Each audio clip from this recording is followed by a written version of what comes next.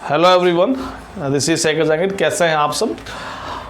आज का जो टॉपिक अपना रहेगा that is electric field due to electric dipole.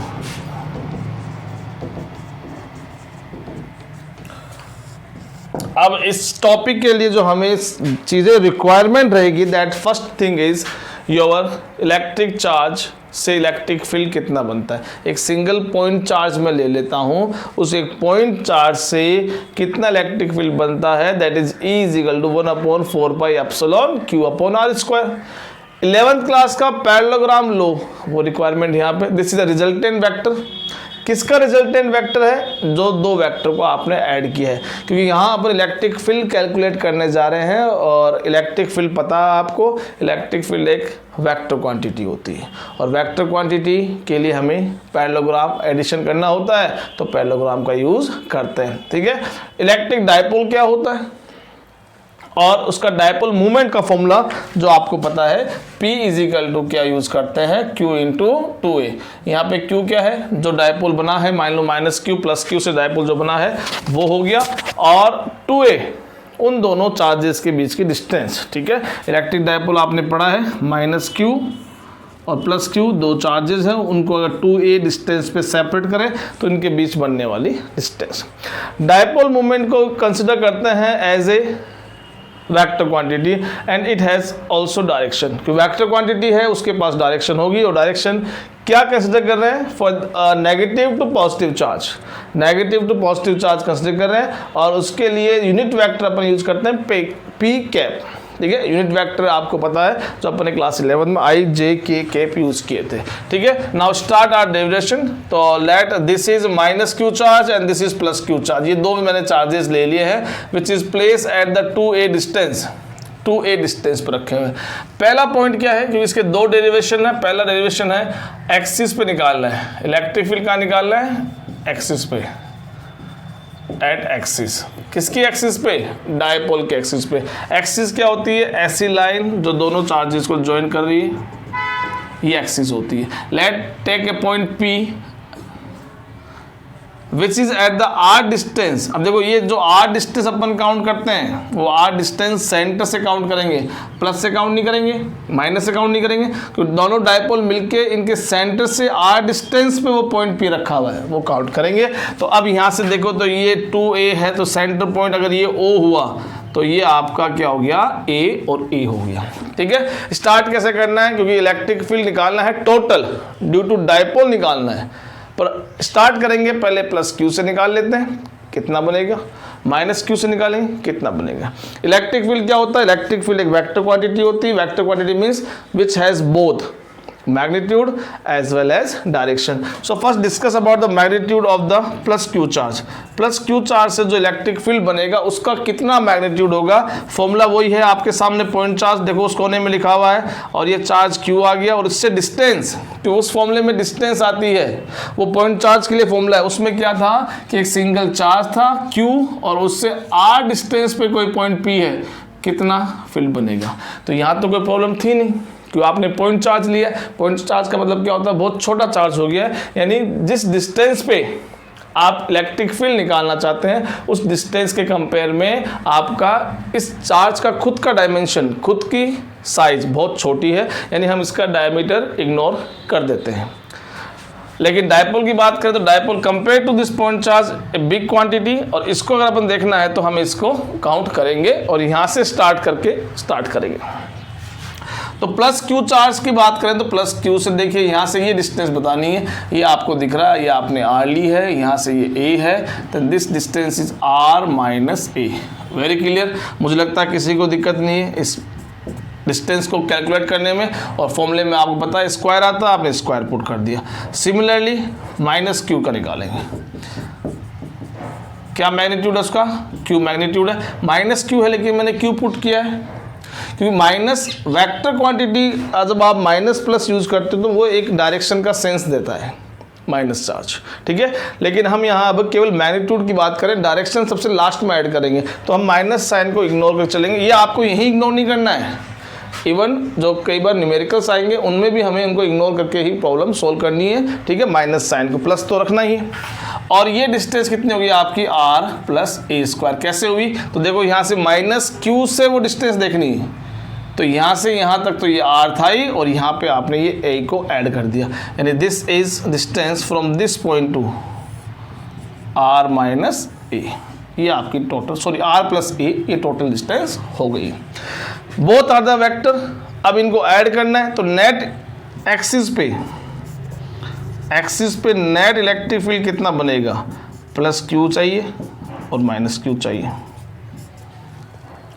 अब इसके लिए हम क्या यूज करने वाले हैं? हम इसको पैरेललोग्राम से सॉल्व करेंगे, because electric field is vector quantity and vector addition के स्पेशल मेथड होते हैं, उनका ही यूज करना है। यानी अब अपने केस में ये एक P बन गया, अपने केस में इसको आप Q कंसिडर कर लीजिए, और थीटा उनके बीच का एंगल है। तो थीटा अपन कैसे निकालेंगे? दोनों चार्जेस से जो इलेक्ट्रिक फील्ड बनने वाला है इंडिविजुअली, वो आपने यहाँ लिख दिया है। अब बात करते हैं कि इलेक्ट्रिक फील्ड वेक्टर क्वांटिटी, तो उसकी डायरेक्शन निकालते हैं। तो यहाँ देखो प्लस क्यू चार्ज से आपका इलेक्ट्रिक फील्ड बनेगा, वो आपका कुछ ऐसा बनेगा, ये मैंने लिख दिया यहाँ पे। और माइनस क्यू से ऐसे बनेगा, क्यू बनेगा।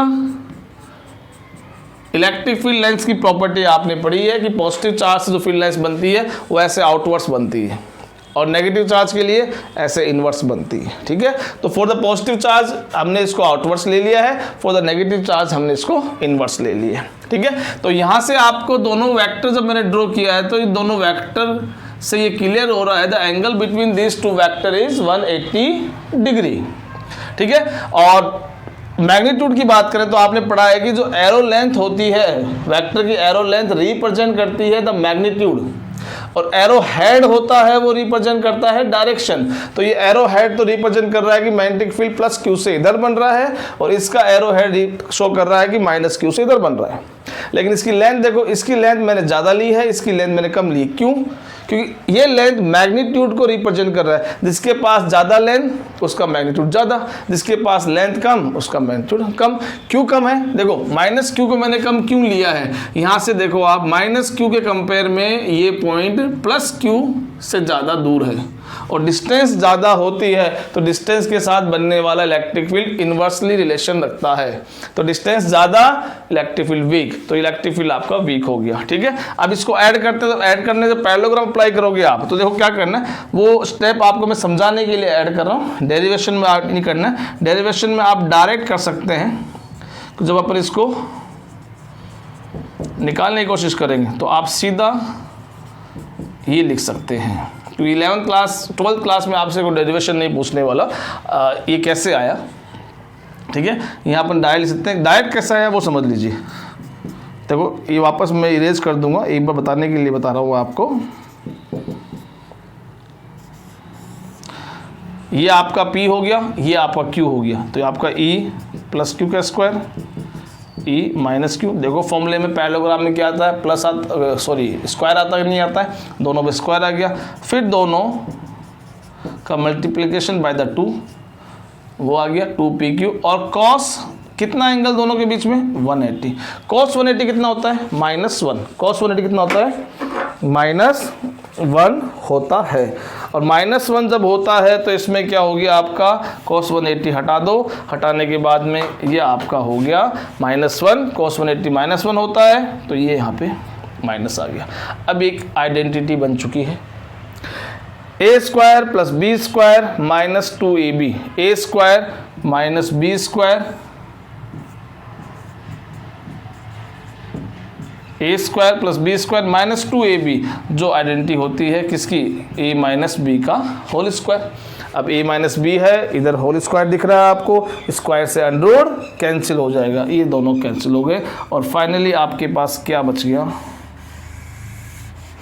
e + q - a, ठीक है। तो इसको ये स्टेप आपको करने की ज़रूरत नहीं है 12th के पर्पज से, समझाने के लिए मैं बता दिया। तो इसको आपको नोट्स में भी नहीं लिखना है, और ना ही आपको एग्जाम में लिख के आना, आप यहाँ से डायरेक्ट स्टार्ट कर सकते हैं, ठीक है। तो अब इसी से अपन फर्दर सिंप्लीफाई करते हैं। वैल्यूज पुट कर दीजिए, इनकी वैल्यूज आप पहले कैलकुलेट कर चुके हैं। तो देखो ये 1/4 पाई एप्सिलॉन Q/r - a² ये है प्लस क्यू की, अब आएगी माइनस क्यू की, तो ये देखिए 1/4 pi epsilon Q upon R plus A square. ठीक है, अब इसको जैसा सिंप्लीफाई कर सको उसका सिंप्लीफाई करते जाइए। ये आ गया, देखो मुझे यहाँ दिख रहा है कि मैं कॉमन ले सकता हूँ, ये कॉमन ले लिया। यहाँ क्या आ गया, आर माइनस ए का होल स्क्वायर आ गया, और यहाँ क्या आ गया, आर प्लस ए का होल स्क्वायर आ गया। ठीक है, इसके बाद अब आप इनका एलसीएम लेंगे। इजी स्टेप्स करने हैं आपको, ज़्यादा टेंशन नहीं लेनी है, बड़ा इजी स्टेप चल रहा है। ठीक है, अब इसको मैं थोड़ा सा इरेज कर देता हूँ क्योंकि ये पूरा इस बोर्ड पे नहीं आ पाएगा, फिर भी जहाँ तक आता है मैं इसको ऐड करता जाता हूँ। ई एक्सिस आप निकालोगे, ठीक है, Q upon 4 pi epsilon not, और ये मैंने एलसीएम ले लिया।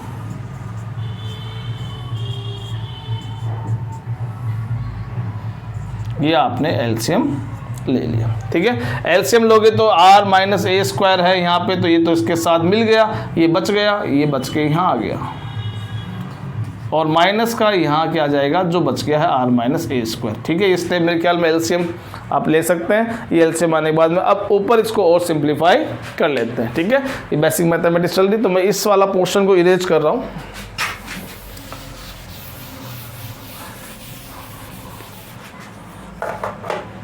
और यहाँ इसको समझने की कोशिश कीजिए।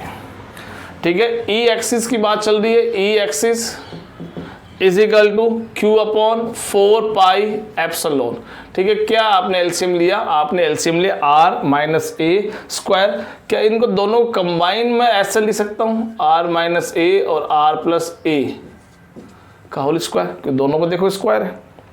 ठीक है, और ऊपर वाले को आप सिंप्लीफाई करोगे, ओपन करोगे, तो ये बन जाएगा R square plus A square plus 2ar, कौन से फॉर्मूले से, ए प्लस बी का होल स्क्वायर, माइनस फिर इसको ओपन करो, R square plus A square, इसमें क्या आएगा, माइनस 2ar है, because this is A minus B whole square. ठीक है, अब इस ब्रैकेट को अगर मैं हटाता हूं, तो मैं यहाँ डायरेक्ट सिंप्लीफाई कर रहा हूं ताकि स्टेप्स ना बढ़े। इस ब्रैकेट को मैं हटाता हूं तो ये माइनस बाहर है ब्रैकेट के, तो ये आर जो प्लस का था वो माइनस बन जाएगा, ए स्क्वायर प्लस का था माइनस बन जाएगा, और ये आपका प्लस 2ar हो गया। गॉट इट, बड़ा इजी है। अब देखो आर स्क्वायर से आर स्क्वायर कैंसिल हो गया, ए स्क्वायर से ए स्क्वायर कैंसिल हो गया, और आपके पास फाइनल टर्म में कौन कौन आया, आपके पास क्यू अपॉन 4 पाई एप्सिलॉन आ गया। इधर से देखो 2ar इंटू 2ar होने को क्या हो गया, ये 4ar हो गया। क्या मैं इसको ऐसे लिख दूं, 4ar को मैंने 2a इंटू 2r लिख दिया। एक रीजन है, एक कारण है, बिना कारण कोई काम नहीं करते हैं। तो यहाँ देखो अब r minus A R plus A square है, तो ये भी एक आइडेंटिटी बन जाती है। याद कीजिए a minus B into A plus B, A square minus B square, so this become R square minus A square, और इस पर भी फिर दोबारा स्क्वायर आ गया। ठीक है, यहाँ थोड़ा सा फोकस कर लीजिए, दिखा कुछ, जाना पहचाना अपना रिश्तेदार, कौन, dipole moment, P is equal to Q into 2a, ये आपने पढ़ा है डायपोल मोमेंट का फॉर्मूला। तो यहां से ये क्या आ गया, आपका E axis is equal to 1/4 pi epsilon चलने दो, और ये आपका P बन गया इंटू 2r रह गया। यहां देखिए, अब नीचे आ जाइए, यहां मैं थोड़ा और इसको शेप में लेके आ रहा हूं फॉर्मूले को। यहां मुझे ये ए स्क्वायर को हटाना है। ए स्क्वायर क्या है, ए स्क्वायर ये डिस्टेंस है, आर क्या है, आर ये डिस्टेंस है। एक स्पेशल कंडीशन ले लेते हैं कि अब मैं इस आर को बहुत दूर अगर पॉइंट हो तो आर की वैल्यू इंक्रीज होगी, तो उसके केस में ये ए बहुत छोटा होगा। और प्रैक्टिकली भी आप देखोगे तो NaCl इसका एग्जाम्पल है। NaCl अगर आप लोगे तो NaCl बहुत छोटा होता है, उसका एक मॉलिक्यूल लूँगा तो बहुत छोटा होगा। और मान लीजिए मेरे हाथ में एक NaCl है और यहाँ पे मेरा डिस्टेंस r है, तो ये r डिस्टेंस उस NaCl से बहुत दूर हो गई है। उस कंडीशन में इस a को अपन इग्नोर कर सकते हैं, यानी take a condition if the r taken by you is very greater than a। तो उस कंडीशन में मैंने ए स्क्वायर को इग्नोर कर दिया, केवल क्या बच गया, आर स्क्वायर, और आर स्क्वायर का स्क्वायर आर टू पावर 4। ठीक है, कैंसिल, ऊपर वाले आर को हटा दीजिए, इसकी एक वैल्यू कम कर दीजिए, क्यूब हट गया, क्यूब आ गया सॉरी। और अब ई एक्सिस जो आपका आया है वो आपका आया 1/4 pi epsilon 2p upon R cube. देखिए इस कंडीशन में आप जब करते हैं तो इसको हम बोलते हैं फिर अब पॉइंट डायपोल। क्या बोलते हैं? Point dipole. जब आप r is very greater than a ले लेते हैं, उस कंडीशन में डायपोल बहुत छोटा हम कंसिडर करते हैं। बहुत छोटा कंसिडर करने मतलब क्या हुआ कि आपने उसके डायमेंशंस को इग्नोर कर दिया है। उसकी साइज, ये जो 2a था वो उसकी साइज को रिप्रेजेंट कर रहा था, लेकिन इस डेरिवेशन में आपने उस a को हटा दिया। हटाते ही क्या हो गया, वो जैसे एक पॉइंट चार्ज था अभी देखा अपन ने, वैसे पॉइंट चार्ज की तरह अब ये पॉइंट डायपोल बन गया। क्योंकि जब उसके खुद के डायमेंशंस आप हटा देते हो आपके डेरिवेशन से, तो वो एक पॉइंट ऑब्जेक्ट बन जाता है। ये आपका फॉर्मूला गया। पर this is the only magnitude at the point P due to this dipole. लेकिन electric field is what? Electric field एक फिजिकल क्वांटिटी है जिसको हम वेक्टर की कैटेगरी में रखते हैं, और वेक्टर की कैटेगरी में रखने से उसके पास मैग्नीट्यूड तो होता ही होता है, as well as it has also direction. तो यहाँ डायरेक्शन को लेके आएंगे। डायरेक्शन कैसे लेके आएंगे? तो देखो अभी मैंने बताया कि आपका नेट किधर बनेगा, आपका E प्लस क्यू इधर बन रहा है और E माइनस क्यू इधर बन रहा है। सिंपल ले लीजिए, अगर आप एक 10 न्यूटन फोर्स से किसी ऑब्जेक्ट को आप इधर पुश कर रहे हैं और 3 न्यूटन से इधर पुश कर रहे हैं, ये कहाँ जाएगा? ये इस तरफ जाएगा जिधर बड़ा फोर्स है। और कितने फोर्स से? 10 से नहीं, 7 से। क्यों 7 से? कि इसने 3 इसको सब्ट्रैक्ट कर दिया है। तो इधर से जो इलेक्ट्रिक फील्ड बना है वो ज़्यादा बना है, तो इसका मतलब इसके कंपेयर में रिजल्टेंट जो इलेक्ट्रिक फील्ड आएगा वो बड़े वाले इलेक्ट्रिक फील्ड के साथ बनेगा। यानी direction of electric field at the axis is same as the direction of electric field due to positive charge. ठीक है, ये बन गया। तो अब ये इलेक्ट्रिक फील्ड इस डायरेक्शन में बन गया, इसका नाम क्या देंगे? मेरे रूम में ये वेस्ट डायरेक्शन है, क्या आपके रूम में वेस्ट थोड़ी है? तो यहाँ थोड़ी लिख दूँ मैं एक्सिस, यहाँ लिख दूँ वेस्ट? नहीं काम चलेगा।